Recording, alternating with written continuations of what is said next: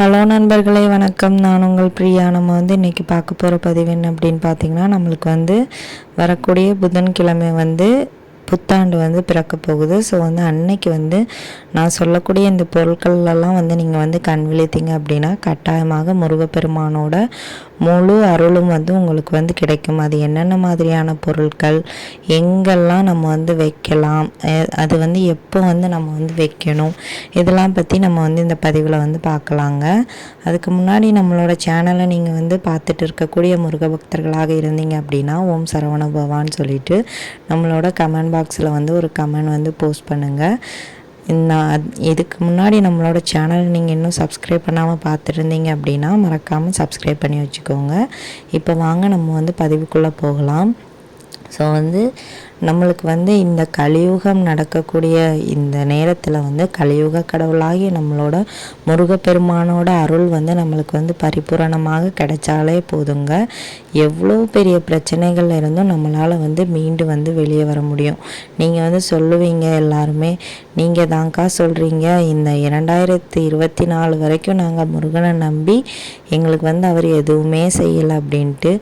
உங்களுக்கான நேரங்கள் வரும்போது முருகன் செய்த எல்லா நல்வினைகளும் கண்டிப்பாக உங்களை சேரும். எல்லாமே நம்மளோட கர்ம வினைகளை பொறுத்து தான் நம்மளுக்கு காலதாமதம் ஆகுது. ஸோ அதை நம்ம முதல்ல புரிஞ்சுக்கணும்.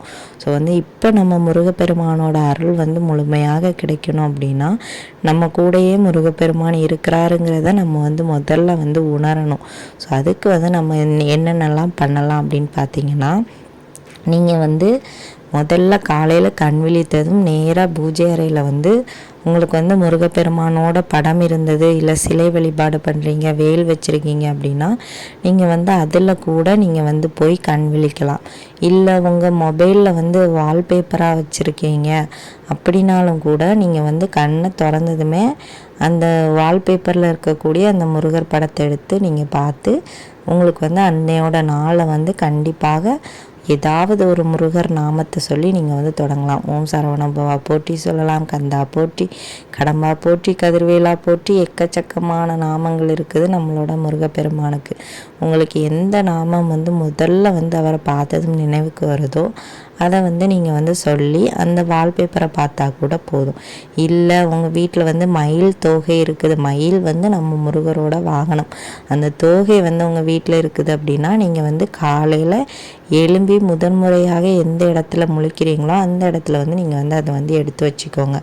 மயில் தோகையோ இல்லை இப்போ நம்மளுக்கு நிறைய ஃபோட்டோ ஃப்ரேமெல்லாம் கிடைக்கிது.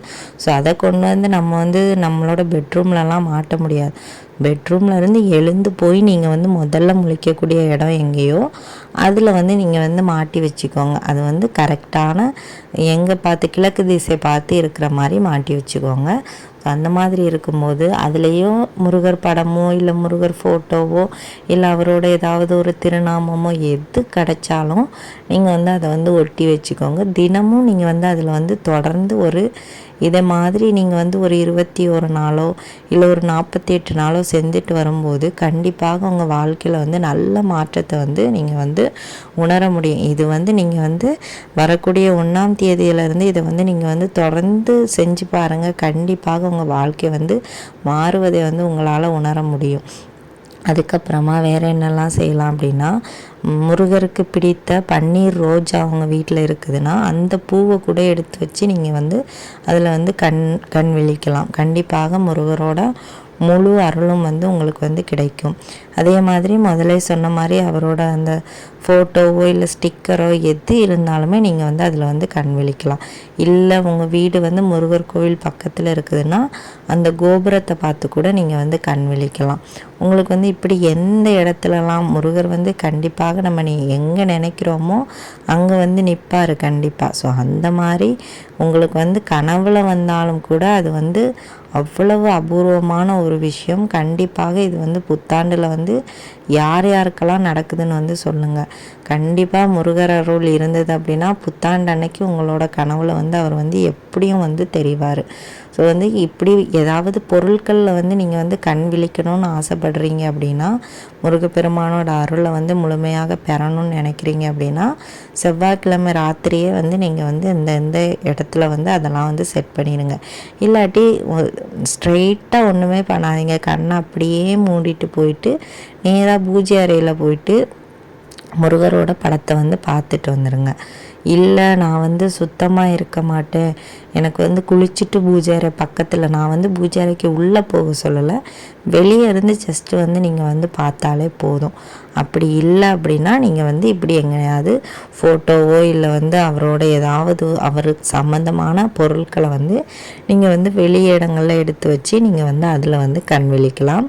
கண்டிப்பாக முருகர் வந்து உங்களுக்கு வந்து துணையாக இருப்பார். அவரோட அருளும் வந்து உங்களுக்கு வந்து முழுமையாக கிடைக்கும். ஸோ இந்த பதிவு வந்து உங்களுக்கு வந்து உபயோகமாக இருக்கும்னு நினைக்கிறேன். உபயோகமாக இருந்தது அப்படின்னா மறக்காமல் லைக் பண்ணி ஷேர் பண்ணுங்கள். நம்மளோட சேனலை சப்ஸ்கிரைப் பண்ணி வச்சுக்கோங்க. இந்த வீடியோவின் முழு பதிவை பார்த்ததற்கு மிக்க